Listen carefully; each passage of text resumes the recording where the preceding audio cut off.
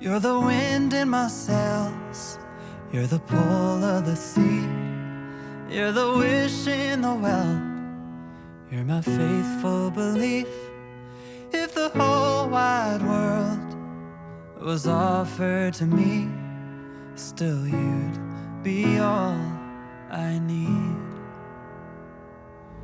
When I can't find no words to speak, just know you're all I need.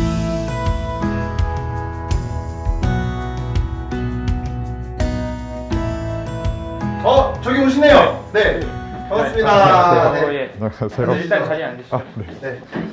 먼저 간단하게 소개해드리도록 하겠습니다. 팬데믹 상황으로 사회와 단절된 시니어를 위한 맞춤형 심리케어 서비스 시미니어 대표 조광진님을 모셔보도록 하겠습니다.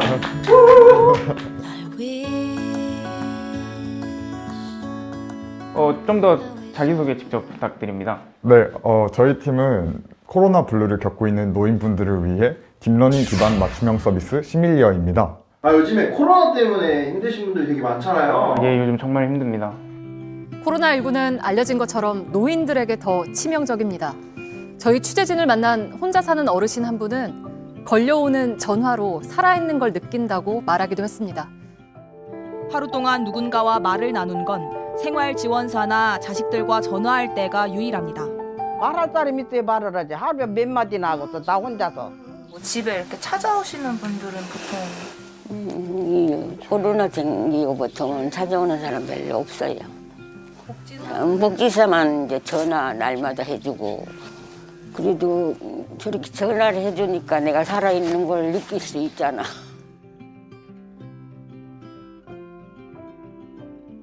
물론 모두가 힘들겠지만 노인분들이 특히나 코로나로 인해 외부와의 접촉이 현저히 줄어 우울감에 적게 됩니다. 이런 분들을 위해 여러 가지 해결책들이 부족하기도 하고 개인의 특성을 고려하지 못한 정형화된 서비스들이 대부분이라고 생각했습니다. 네, 그래서 저희 팀은 딥러닝 기술 기반으로 원하는 상대와 대화를 하게 해주고, 대화를 통해 심리 상태를 건강 체크를 해서 레포트도 제공하고 필요시 외부 전문 인력과 연계도 해드립니다. 딥러닝 기반 기술이라고 말씀을 하셨는데 어떤 건지 좀 구체적으로 설명 좀 해주시겠어요? 기존에도 우리 서비스와 비슷한 서비스가 제공되고 있는데 하드웨어 형태여서 친근감이 부족하다는 느낌을 받았습니다. 그래서 딥러닝 기반 이미지 생성 기능을 통해서 사용자가 원하는 가상의 인물 또는 실존하는 유명인 이미지를 대화 상대로 구현해 줍니다. 그렇다면은 사용자가 이렇게 아바타 꾸미듯이 자신의 대화 상대를 고를 수 있다는 거네요. 네네네. 그러면 이 딥러닝으로 만든 아바타랑은 어떻게 대화를 하나요? 혹시 뭐 본인이 원하는 음성도 선택을 할 수가 있나요? 네, 그럼요. 음성도 원하는 걸로 고를 수 있어요. 대화는 실제 사람과 대화하는 듯한 느낌을 줍니다. 예를 들어서 점심 드셨어요? 오늘 날씨 흐린데 파전은 어떠세요? 제가 레시피를 알려드릴게요 등의 형식의 간단한 질문들을 해줍니다. 서울산업진흥원과 함께하는 중앙대학교 캠퍼스 CEO 시밀리어 팀. 오늘 점심은 누구랑 함께 했나요? 그러면 제 집에는 이렇게 사진이랑 다르게 자신이 직접 사용자에게 질문을 해준다는 거네요. 그럼 혹시 그 대화 기능 외에 다른 컨텐츠는 없나요? 대화 외에도 키우기 컨텐츠 같은 디지털 심리치료 컨텐츠가 제공됩니다. 단순한 게임을 선호하는 시니어분들의 성향에 맞춰서 자체 컨텐츠를 기반으로 심리 안정에 도움이 되는 서비스를 제공해줍니다.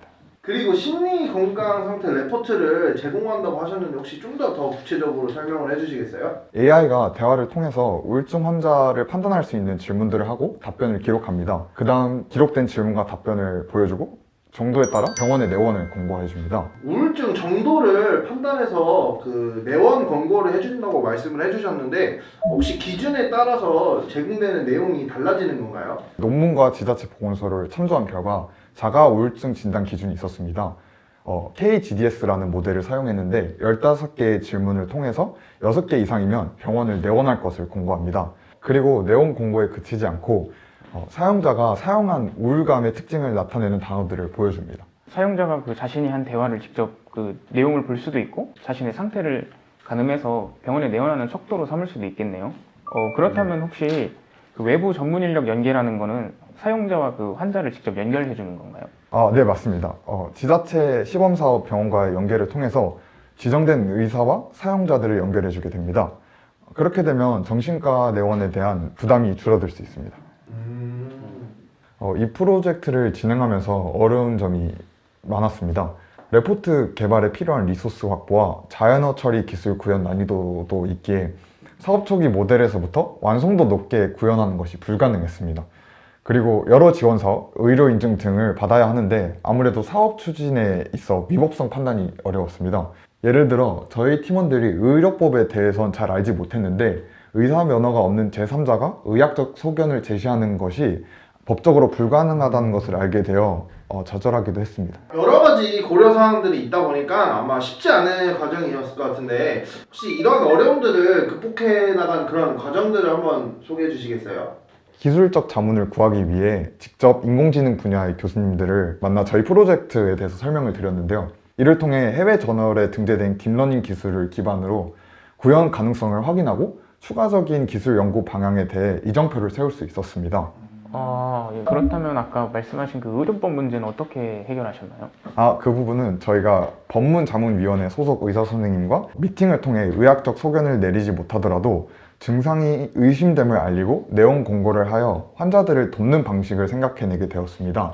이뿐만 아니라 우울증 환자 중증도에 대한 자문을 얻는 등 의료와 관련된 많은 정보를 얻을 수 있었습니다. 이런 프로젝트를 진행하다니 대단하시네요. 혹시 어떤 분들이랑 이런 일을 진행을 하셨는지 소개 좀 해주시겠어요? 저희는 서로 다른 영역의 사람들이 모여 더 큰 시너지를 내고 있습니다. 팀원들이 전부 다른 전공인데 마음을 모아서 하나의 프로젝트를 완성하다니 정말 멋있네요. 그렇다면 좋은 사람들과 일한 거 빼고 다른 좋은 점은 없었나요? 프로젝트를 진행하면서 코로나로 인해 어려움을 겪는 사람들, 특히나 상대적으로 언론의 조명을 덜 받는 코로나 블루를 겪는 노인분들을 위해 고민을 했습니다. 이런 고민을 하는 것 자체가 어쨌든 사회적 취약계층을 위한 노력의 시작이라는 생각이 들었고, 이를 위해 저희가 사회적으로 이슈가 되고 있는 인공지능을 통해서 해결하려고 노력하였으니 사회적 가치를 창출하는 데 있어 바람직한 방향을 선택했음을 느껴 정말 뿌듯했습니다.